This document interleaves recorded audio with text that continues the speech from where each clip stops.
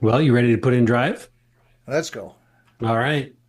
Hey, welcome back yet again to another episode of Road Noise. You too, Dad. I'm just glad you're here, Dad, hanging out with us, the rest of us that are all listening to these great stories. And as you kind of reflect back on 50 plus years of ministry, and it's a joy to be able to hang out and hear those stories. And I know I speak with all for all our friends too. It's just a blessing to hear how God has been faithful over so many decades and how he continues to be faithful. So I'm curious where we're headed to today. Well, right before we hit the record button, you ask, you know, am I ready to go? And I said, yeah. And then I realized the title of this one, at least the title that I gave it a long time ago, says, Watch out, here I come. So, yeah, I'm ready to go. So, watch out, here I come. Ready or not? Ready or not?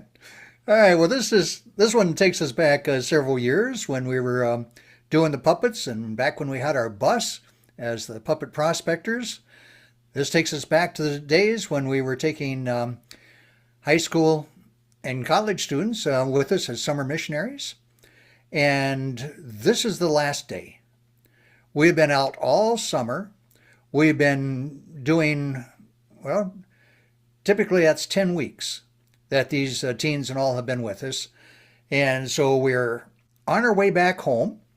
And this evening, after we get back, their parents will be picking them up, or we'll be getting them to bus stops or on airplanes or whatever it takes to get them back and reunited with their families. So this is kind of our last trip with the bus. We're at a church in Illinois and finished up there. And so we left there that morning and headed back to Nashville, Michigan. So we're riding along, and it's getting close to lunchtime. And I'm thinking, okay, we still got a little better than 2 hours to get back home. And so we should probably stop and get lunch. I mean, this crew deserves a break. And so I'm thinking, where is it we can stop? And so I started looking along the interstate for an exit. And you notice they always have the restaurants and so forth, usually on a sign before you get to the exit, letting you know what's ahead. And the very next exit we're coming to has one restaurant listed on the sign, and that's McDonald's. Well, okay, so it might not be my first choice when it comes to eating out, but nevertheless, I'm thinking, yeah, we deserve a break today, and what better place than McDonald's? And so I took that exit, and as soon as you took the exit, the McDonald's was right there on the right. I mean, you stop at the stop sign there and turn right and just keep on turning the wheel right, and you pretty much went right into their parking lot. And so, I mean, you couldn't miss it. And so that's exactly what I did. And so I'm turning right and I pull into the parking, yeah, in their driveway anyway. And I look in front of me and it's like, you got to be kidding. This is not a very big parking lot. And I'm pretty big. And this place was not designed for buses. But I'm pretty much committed now. I mean, I'm right beside the building, and where am I supposed to go from here? Well, the only way I can go is forward. I mean, I can't see myself ever trying to back out of this place. And so I continued to go forward, and sure enough, along the very back side of the parking lot, there weren't any cars there. And so I figured, okay, this is the only place. I mean, there's no parking for buses or semis or anything. It's all for cars. And even in this very back row, all the slots for cars point straight, but that's too bad. I'm going to have to go sideways, and I'll take up probably at least four parking spaces, but there's nobody else back here. And so this is where I'm going to have to park. And I did. And, I've been in somewhat similar situations before. And so, before I really do anything, I look for my escape route. And I want to make sure that I go as far forward as I possibly can so that nobody, with a car or something could pull in front of me and then someone behind me and I end up getting trapped here. And so I did. I pulled it all the way forward and I'm looking and I'm thinking, okay, I'm kind of headed out. They got the drive through there, but they've got another lane on the other side of the drive through and I'm going to have to go that way. But we'll deal with that after we eat. And so everybody piles out of the bus. We all go in. Everybody gets whatever it was they wanted, and it's time to go home. They're anxious, and so am I. And so we head back out to the bus, and now it's time to get out of the parking lot. Remember, I said they had a drive-through, but they had another lane just to the right of the drive-through, and it wasn't designed for buses either. And they had a dividing thing in between the drive-through lane and this other lane for cars that had absolutely gorgeous flowers.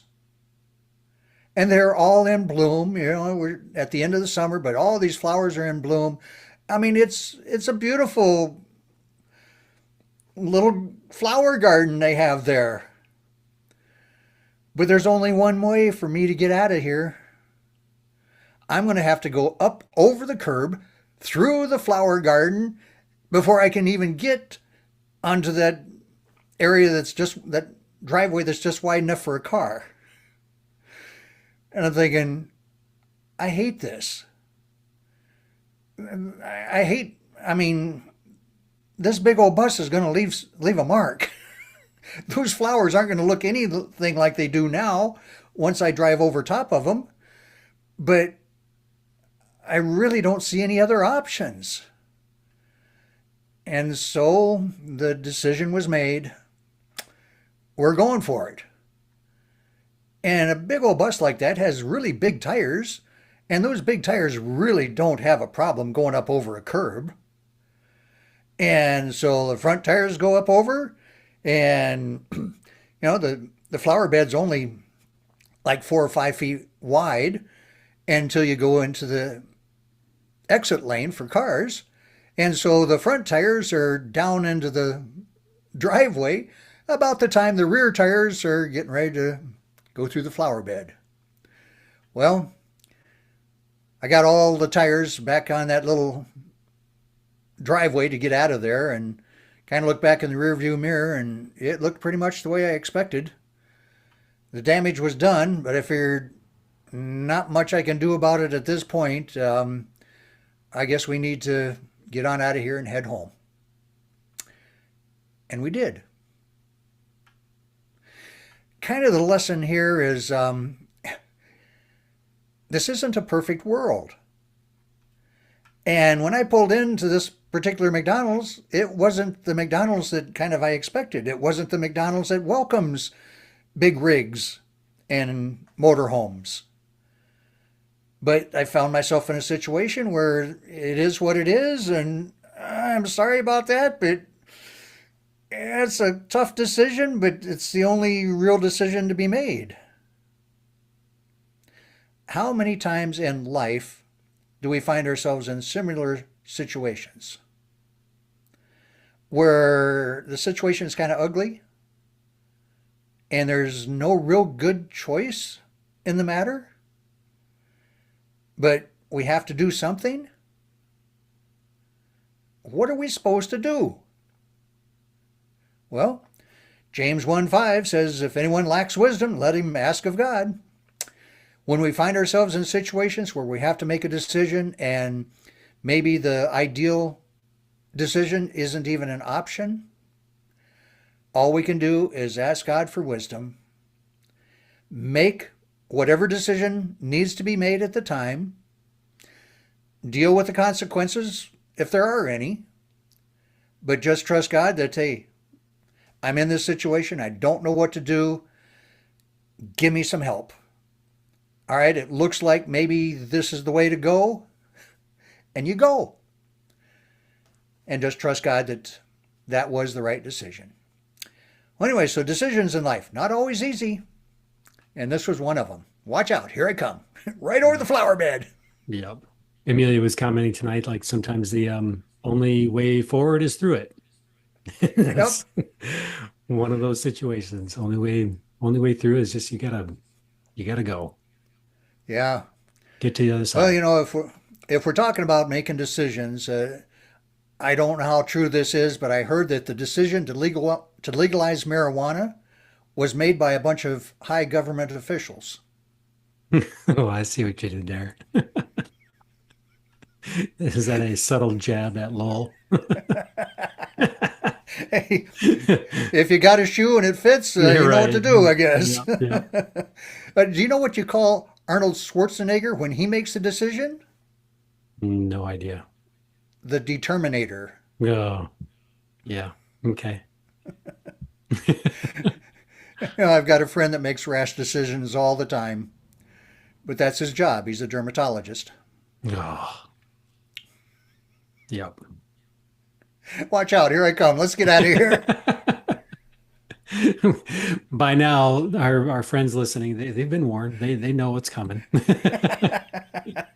Yeah. Well, I let's don't know if park we it. lose. I don't know Yeah. if we lose viewers and listeners because of this, or if we're gaining some. But I'm having fun. Hey, that's what counts. Hey, we're having fun. That's what counts. But let's maybe pull forward out of the flower bed and then park it. All right.